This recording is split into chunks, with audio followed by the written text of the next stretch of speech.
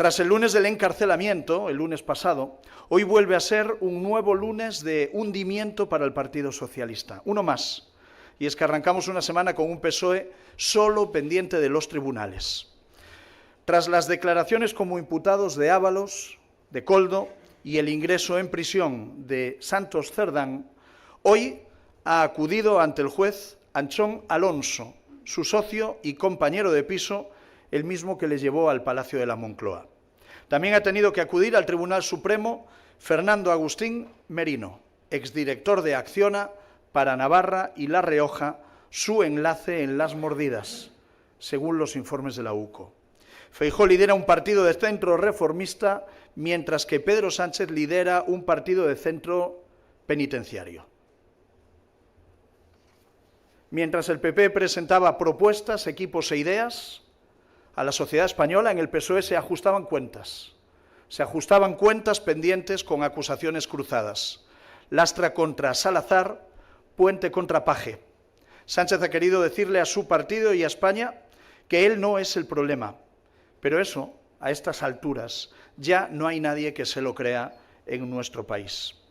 Sánchez quiso borrar este fin de semana cualquier rastro de Santos Cerdán en la sede del Partido Socialista. Pero la realidad es que para borrarlo, el que tiene que desaparecer del Partido Socialista y del Gobierno de España es el propio Pedro Sánchez. En este contexto de corrupción, esta semana tendremos un pleno en el Congreso de los Diputados en el que el señor Sánchez nos hablará del único tema del que verdaderamente sabe y sabe mucho. Nos hablará de las tramas de corrupción. Es del tema del que mejor puede hablar, del que más sabe, el único que ocupa a este gobierno y el tema que preocupa al conjunto de la sociedad española.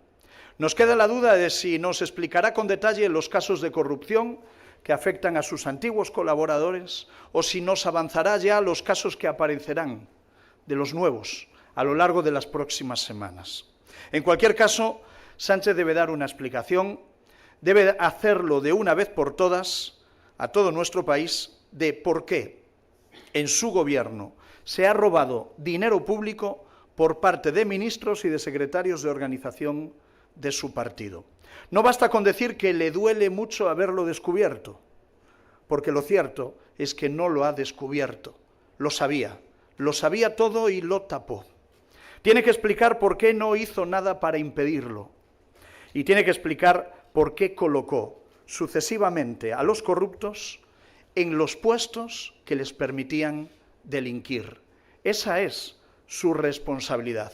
Ninguno de ellos habría delinquido si Pedro Sánchez no los hubiese nombrado en precisamente esas responsabilidades que ocupaban. Y Sánchez tiene que explicar por qué el respeto a las mujeres está tan ausente en el círculo cercano que le rodea. Sánchez no es capaz de encontrar un equipo digno para dirigir Ferraz. Es tan buen presidente como cazatalentos. Quien no es digno para un cargo en el PSOE no puede serlo para tener una nómina en Moncloa. ¿El machista Paco Salazar sigue estando en nómina o ya ha recogido sus cosas de su despacho y ha dejado de cobrar un sueldo público? Eso es lo que nos deben explicar desde el Partido Socialista y eso es lo que nos tienen que explicar desde el Gobierno de España. Y deben aclararlo de forma inmediata. A Sánchez ya no le respetan ni en el PSOE. Lo hemos visto a lo largo del fin de semana.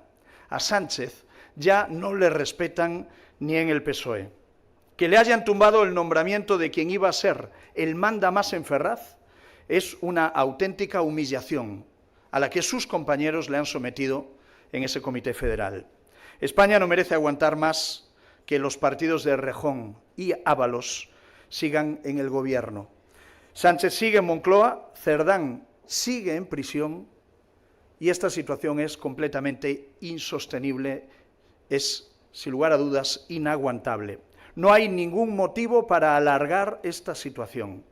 La única medida eficaz contra la corrupción que puede presentar este miércoles en el Congreso de los Diputados el presidente del Gobierno es su dimisión. Esa es la única medida eficaz que Pedro Sánchez, con la poca credibilidad que aún le queda, puede plantear el miércoles en la sede de la soberanía nacional. El autoproclamado capitán ha hundido el barco socialista, que no tenga ninguna duda. Ese barco está tocado y hundido. Pero desde luego es una responsabilidad del conjunto de la sociedad española y del primer partido de nuestro país impedir que hunda el barco de España. Sánchez es el problema, lo saben ya todos los españoles, y Feijóo es, sin lugar a dudas, la solución. Por el momento, los socios de investidura de Pedro Sánchez acompañan a Sánchez en este hundimiento del Titanic. Ellos sabrán si les merece la pena. Desde luego, el Partido Popular está inmerso en escribir una nueva página de la historia de nuestro país. Somos un partido que nace de la Constitución, un partido que nace al servicio de España, y después del Congreso de este fin de semana podemos decir que estamos preparados para darle a España un gobierno mejor, un gobierno trabajador, que desde la humildad y desde la honradez le dé a España una política mejor, una política útil al servicio de nuestro país. Por mi parte nada más, y quedo a vuestra disposición para contestar a las preguntas que queráis plantear.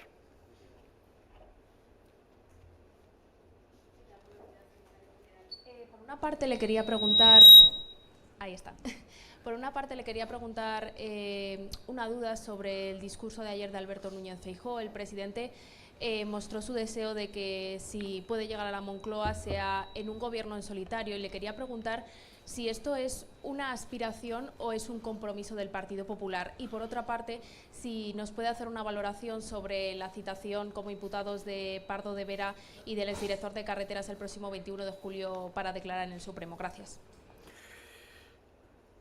El gobierno de Sánchez tiene a 27 imputados que deben comparecer en sede judicial y dar explicaciones sobre los distintos casos de corrupción que se han protagonizado desde el Gobierno de España, desde la llegada de Pedro Sánchez al poder en el año 2018.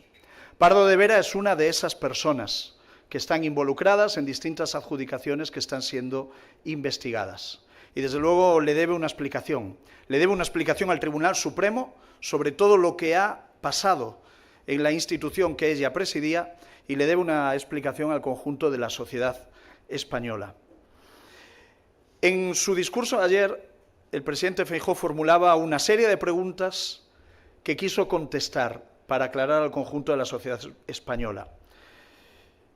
Y el presidente Feijóo planteaba qué gobierno pueden esperar después de que los españoles sean llamados a las urnas y decidan el futuro de nuestro país. Y hoy todo el mundo sabe que solo hay dos opciones, o Sánchez o Feijóo, no hay más, o Sánchez o el Partido Popular. Y el presidente Feijóo explicó que él quiere un gobierno solitario, un gobierno monocolor, un gobierno sólido y un gobierno unido. Esa ha sido la tónica general a lo largo de 4 décadas de democracia en nuestro país. Sánchez es el primero que conforma un gobierno de coalición que finalmente se ha convertido en un gobierno de colisión.